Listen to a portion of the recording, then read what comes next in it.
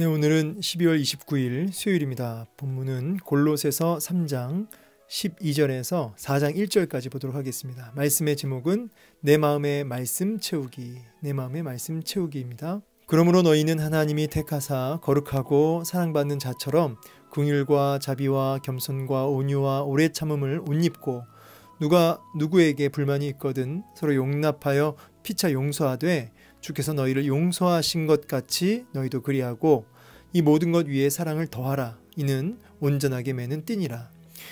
그리스도의 평강이 너희 마음을 주장하게 하라. 너희는 평강을 위하여 한 몸으로 부르심을 받았나니 너희는 또한 감사하는 자가 되라.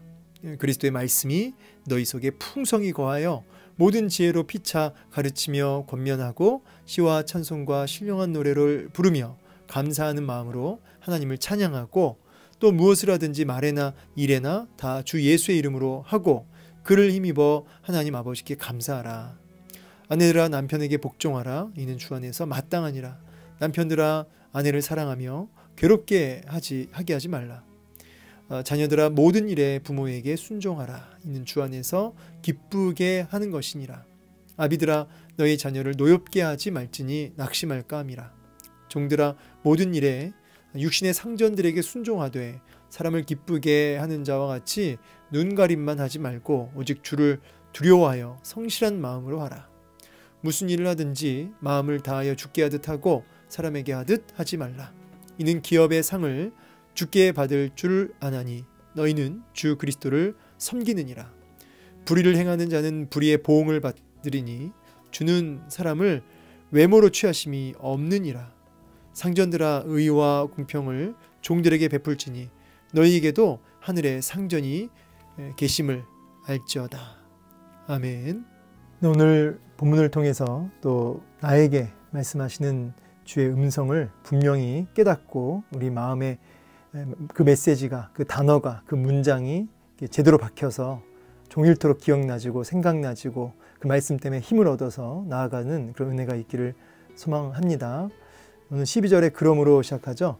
이 그러므로는 어떤 그러므로입니까? 이제 앞에 있는 이야기인데 여기 앞부분에 보면 하나님의 그러니까 창조하신 이의 형상을 따라 지식에까지 새롭게 하심을 입은 자. 이 말은 예수 그리스도 그 주님을 끊임없이 찾고 바라보고 그분을 묵상하고 그분의 사랑을 누리고 주님과 더 깊이 교제하고 그 주님을 더 알아가는 찾으라, 지속적으로 찾으라. 이 부분이 가능해졌다는 뜻이죠.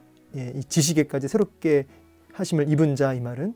그래서 예수를 믿는 사람, 다시 말해 거듭난 사람은 이렇게 지식까지 새롭게 되어져서 영안의 눈이 열려져서 예수님을 바라볼 수가 있게 되는 거죠. 예수님을 더 알아갈 수 있는 것입니다. 그분과 교제할 수 있게 된 것입니다. 그렇게 되었기 때문에 어떻게 하냐면 너희는 하나님이 택하사 거룩하고 사랑받는 자처럼 이렇게 살아야 된다는 거죠. 그러니까 예수님을 바라보면 예수님을 주목하고 집중하고 그렇게 그분을 끊임없이 배우고 알게 되면 알게 될수록 그분을 맛보면 맛볼수록 어떻게 되냐면 이러한 긍휼, 자비, 겸손, 온유, 오래 참음, 여기 또 거룩 이런 것들이 옷 입고 이 말은 그것들을 지킨다 이런 뜻이에요. 지킨다. 근데 지속적으로 지킨다. 이런 것들이 지속적으로 나타나진다는 거죠. 나타나진다. 여기 이제 사랑받는 자처럼 이 말은 사랑 받았다면, 예, 사랑받는다면 이제 이런 의미로도 볼 수 있겠습니다. 그래서 다른 번역본을 보면은 하나님의 사랑을 받는 백성들 이렇게 나와요. 하나님의 사랑을 받는 백성들. 그러니까 하나님의 사랑을 받는 백성들은 이러한 열매들이 나타나는 거죠. 자, 그래서 여러분 내가 예수님을 믿는다는 것은 말로 나 예수 믿습니다 라고 입으로 그냥 이렇게 따박따박 말만 하는 것이 아니고 여러분 삶 속에 이 그러므로 정말 이 그러므로가 있어서 예수님을 끊임없이 바라보고 끊임없이 이제 제가 뭐라고 그랬죠? 어제 말씀에 보면은 탐욕 있죠. 탐욕은 아래 것을 끊임없이 공부하고 사모하고 생각하고 거기에 몰입하고 그거는 탐욕인데 대상만 싹 바꿔서 예수님께로 우리가 그분을 늘 공부하고 알아가고 탐구하고 이제 이렇게 되면은 그거는 뭐냐면 믿음이고 바라보는 것이다 이렇게 말씀드렸어요. 이제 그렇게 된다는 거죠. 이렇게 예수님을 바라보게 되면 이렇게 사랑받는 백성임을 깨닫게 되고 누리게 되고 나타나는 열매들이 거룩, 긍휼, 자비, 겸손, 온유 이런 오래 참음이 나타나지는 거죠. 그래서 막 속은 썩어 문드러지는데 막 이를 악물고 막 참고 마음은 하나도 아닌데 겸손한 척하고 위선, 그러니까 완전히 겉과 속이 다른 이런 게 아니라는 거죠. 마음에서부터 이런 것들이 흘러 넘치는 일이 벌어지는 것입니다. 그러니까 이제 옷 입고 그러니까 지속성이 나타날 수 있는 거죠. 그러면서 13절에 누가 누구에게 불만이 있거든 서로 용납하여 피차 용서하되 주께서 너희를 용서하신 것 같이 너희도 그렇게 하라는 거죠. 자, 이 부분은 이제 역시 좀 쉬운 성경이나 공동 번역을 보면 주님께서 여러분을 용서하신 것처럼 여러분도 그렇게 서로 용서해야 된다는 거죠. 그러니까 이제 내가 받은 사랑이 얼마나 큰지를 이제 깨닫게 되는 거죠. 내가 받은 사랑. 사실은 자기가 받은 사랑을 깨닫지 못하면 누리지 못하면 그 사랑을 베풀 수도 없어요. 근데 예수님을 위의 것을 찾는 사람은 예수님을 끊임없이 알아가고 배워가고 주님을 목마른 사슴이 시냇물 찾기에 갈급한 것 같이 그렇게 갈망하는 사람은 내가 받은 사랑이 얼마나 큰지를 이제 알게 되는 거죠. 머리와 가슴으로 알게 되는 거죠. 그러니까 어떻게 돼요? 용서를 베풀 수 있는 삶이 되는 거죠. 이를 악물고 용서하는 것이 아니라 서로 간에 그 사랑을 이제 아니까 그 사랑을 누리니까 용서가 되어지는 거죠. 작동이 되는 거죠. 그래서 혹시라도 너희들 가운데 서로에게 어떤 누군가에게 그런 불만, 불평, 이런 불평이나 원망이나 이런 것들이 있거든 그런 것들에 대해서 이제 용서할 수 있어야 된다는 거죠. 받아줄 수 있어야 된다는 거죠. 근데 이렇게 받아지는 거는 머리로 받는 게 아니고 우리 마음에서부터 그리스도의 사랑이 충만해질 때 가능하다.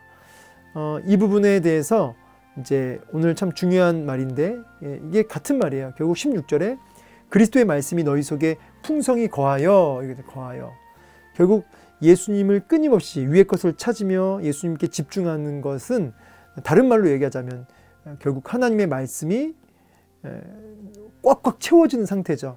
우리의 머리에 우리의 가슴에 말씀이 꽉꽉 채워지는 것입니다.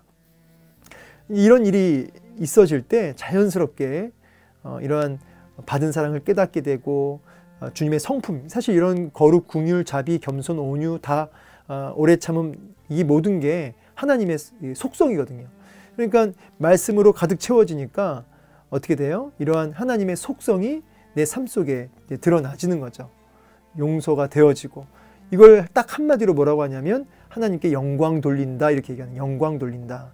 그래서 제가 말씀드렸어요. 하나님께 영광 돌리는 삶은 여러분이 어떤 뭐 높은 지위에 올라가서 여러분이 유명해지고 그런 게 아니고 뭐 연예대상 받으면서 하나님께 영광을 돌립니다. 이제 그런 게 아니고 뭐 그런 것도 귀하지만 영광 돌린다는 것은 지금 당장 여러분의 삶 속에 하나님의 성품이 체험되어지고 그리고 하나님의 그 귀한 성품이 위에서 언급했던 그런 하나님의 속성, 성품들이 여러분의 삶 속에 자연스럽게 나타나지는 거죠. 하나님의 성품이 나타나지는 그것을 뭐라고 한다고요? 영광 돌린다.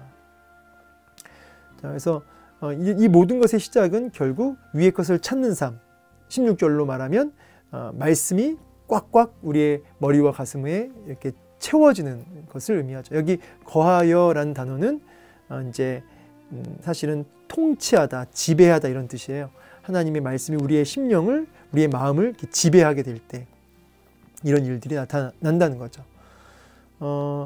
이제 오늘 이 본문에서 또 강조하고 있는 것은 이제 감사라는 마음이에요. 이제 이런 자비, 겸손, 온유 이런 게 나타나는데 특별히 오늘 본문에서 말씀이 꽉꽉 채워지는 자에게 나타나는 아주 중요한 열매 중에 하나가 또 뭐냐면 감사하는 마음이에요.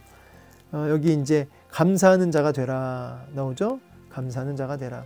또 뒤에도 보면은 감사하는 마음으로 하나님을 찬양하고 또 하나님 아버지께 감사하라. 이 감사라는 말이 많이 나오는데 이 감사라는 말을 조금 이제 풀어서 얘기하면 나에게 주신 은혜를 이제 머리가 아니라 전인격적으로 그것을 깨닫고 인정하게 되고 그것을 마음 다해 내 삶으로 이제 표현하게 되는 것이 감사라고 이제 굳이 풀어서 얘기하자면 이렇게 얘기할 수 있어요. 그러니까 하나님의 은혜가 그 사랑이 그 측량 못할 그 사랑이 그 은혜가 이제 뭐 다는 아니지만 정말 점점점 깨달아지는 상태죠. 그리고 그것이 내 삶 속에 정말 느껴지고 그것을 누리게 되고 그것을 이제 표현하게 되는 삶, 그게 이제 감사다.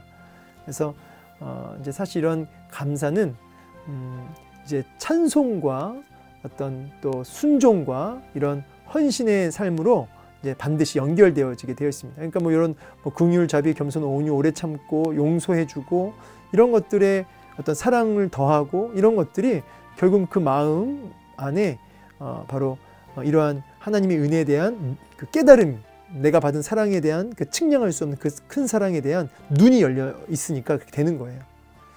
그래서 감사가 이제 나타난다. 여기 근데 보면은 그리스도의 평강이 너희 마음을 주장하게 하라 그러죠. 이 주장한다, 이 주장한다는 단어도 지배한다 이런 뜻이거든요. 지배한다. 근데 이 마음이라고 하는 것은 결국 영적 전쟁이 어디서 일어날까요? 전쟁이 마음에서 일어나고요. 하나님과의 교제가 어디서 일어날까요? 마음에서 일어나죠. 생명의 근원이 어디에 있다고 하죠? 성경이 마음에 있다고 하죠. 결국 마음에 그리스도의 평강이 예수님의 그 통치와 다스림과 그분이 주시는 그 하나님의 그 성품, 그것이 맛보아지는 그런 우리 마음에 경험되어지는 그 일을 통해서 이러한 감사가 넘치는 삶을 이제 누리게 된다는 거죠. 이제 깨닫게 되는 거죠. 내가 받은 은혜를 깨닫게 된다. 그래서 이제 이러한 열매들이 나타나게 되는 거고요. 여기 이제 14절에 보니까 이 모든 것 위에 사랑을 더하라 그러죠. 더하라. 덧입다 이런 뜻이 있는데 더한다 이 말은 그러니까 이 모든 것 위에 사랑을 덧입는 거죠. 사실은 이 사랑을 더하라. 사실 사랑 자체는 하나님은 뭐예요? 하나님은 사랑이시다. 결국 아까 우리 16절에 그리스도의 말씀이 풍성히 거한다는 의미랑 별반 다르지 않아요. 결국은 하나님의 그 성품을 사랑 자체가 되신 그 주님을 덧입는 삶. 예. 그렇게 됐을 때 우리를 온전하게 매는 띠가 되어서 우리를 온전함으로 이끌어 간다는 거죠. 온전함으로 이끌어 간다. 띠가 이제 이끌어 간다는 의미로 이해하시면 되겠어요. 온전함으로 이끌어가는. 그래서 결국은 오늘 계속 반복되는 이제 결론은 뭐냐면 너희 속에 말씀이 풍성히 거하여로 귀결되는 거예요. 계속. 그러면서 이제 무엇이든지 말에나 일에나 다 주 예수의 이름으로 하고 이제 주 예수의 이름으로 한다 이제 이 말은 결국은 예수님에 의해서 하는 거죠. 예수님에 의해서. 그러니까 사실 우리 안에 선한 게 없죠. 내 안에 또 훈련되어져서 이렇게 교양 있게 말은 할 수 있지만 사실 우리 힘으로는 말과 일에 정말 우리의 쓴뿌리가 나타나게 되어 있어요. 그런데 이제 이렇게 우리 마음에 그리스도의 평강이 우리의 마음을 주장하고 하나님의 사랑을, 하나님의 성품을 덧입게 되고, 그렇죠? 말씀이 우리 속에 꽉꽉 들어찰 때 어떻게 되냐면 예수 그리스도가 나타나지는 삶을 살게 되는 거죠. 예수의 이름으로 한다 이 말은 말과 일에 예수님이 나타나는 거예요. 여러분 말 속에서 예수님이 보여지고 여러분의 행동 속에서 예수님이 보여지는 거죠. 그래서 결국은 또 감사의 삶을 살게 된다는 것입니다. 자, 그러면서 이제 18절부터는 관계들이 나와요. 관계. 아내들아 복종하라. 남편들아 사랑해라. 그리고 자녀들아 부모에게 순종하라. 아비들아 자녀를 노엽게 하지 말고, 종들아 사람 앞에서 눈가림만 하지 말고 정말 충성되이 해라. 왜냐하면 주님이 보고 계신다.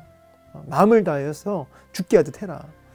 그러면서 하나님이 다 평가하신다는 거죠. 하나님이 평가하신다.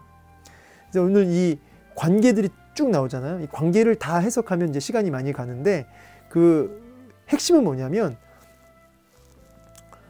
하나님과 나 사이의 관계가 바로 쓰면 이렇게 말씀으로 충만해지고 내가 받은 사랑을 깨닫는 누리는 그 감사하는 자가 되면, 말씀으로 충만하게 되면, 위의 것을 끊임없이 찾게 되면 내 삶 속에 그리스도의 평강이 나를 충만케 하게 되고 그분의 모습이 내 삶 속에 자연스럽게 나타나지면서 어떤 일이 벌어지냐면 이웃과의 관계가 샬롬, 평강해진다는 거죠. 이웃과의 관계가 평강해지는 거죠. 아내들은 남편을, 남편은 아내를, 또 자녀는 부모를, 부모는 자녀를 하면서 그 관계가 새로워지고 질서를 잡아가고 사랑의 열매를 맺는 역사가 일어난다는 거죠. 그래서 나와 너 사이에 뭔가 문제가 있다면 하나님과 나 사이의 관계를 점검해 보실 필요가 있어요.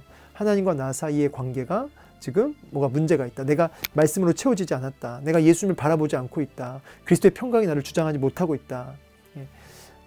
이제 이런 것들을 이제 근본적인 원인으로 이제 돌아봐야 된다는 것이죠. 그러면서 궁극적으로는 하나님이 평가하신다. 우리는 하나님이 우리의 참 주인으로서 하나님의 평가가 있고 하나님이 다 보고 계신다. 우리는 하나님을 섬기는 자로서 또 하나님께 상 받는 자로서 우리는 하나님 앞에서의 삶을 이제 살아야 된다라고 말씀이 마무리가 되는 거죠.